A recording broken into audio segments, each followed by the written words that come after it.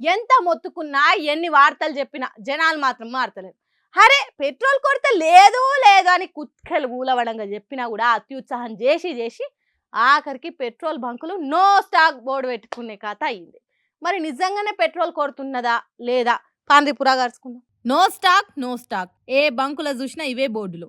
ఏ road పొంటి పోతున్నా బంకుల కాడ లైన్ల కొద్ది బండ్లు. ఇక గ్యాస్ స్టేషన్ల కాడ అయితే ఇగో ఇట్లా నెరీ ఘోరం, కిలోమీటర్ల కొద్ది నిలబడ్డే ఆటోలు.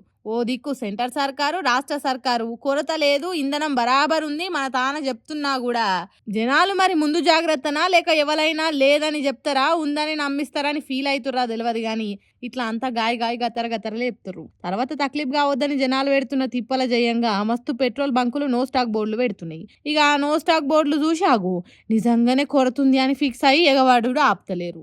బంకులు బోర్డులు తీసుడే ఆలస్యం ఎగబడుతురు. ఇన్నొద్దులు పట్నంలోనే అనుకున్నాం కదా, ఇప్పుడు ఊర్ల దిక్కు కూడా బంకుల కాడ ఇదే కథ అయిపోయాయి. ఈ కథని తట్టుకోలేకపోతున్నాం రా అయ్యా అంటే యోగి ఇక్కడ చూడండి.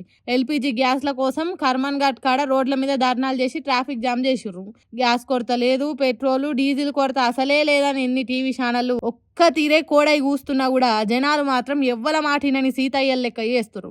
మరి ఇదంతా ఎవరు పుట్టించిన పుకారో ఏం పాడో గాని ఇప్పుడు అనిపిస్తుంది ఈ అడ్డమైన సోషల్ మీడియా చేయంగానే ఇదంతా అవుతుంది అని.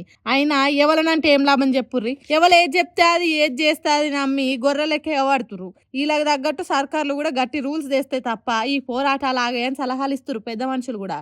ఇంకా ఎన్ని దినాలో ఏం పాడో కదా ఈ తిప్పలు.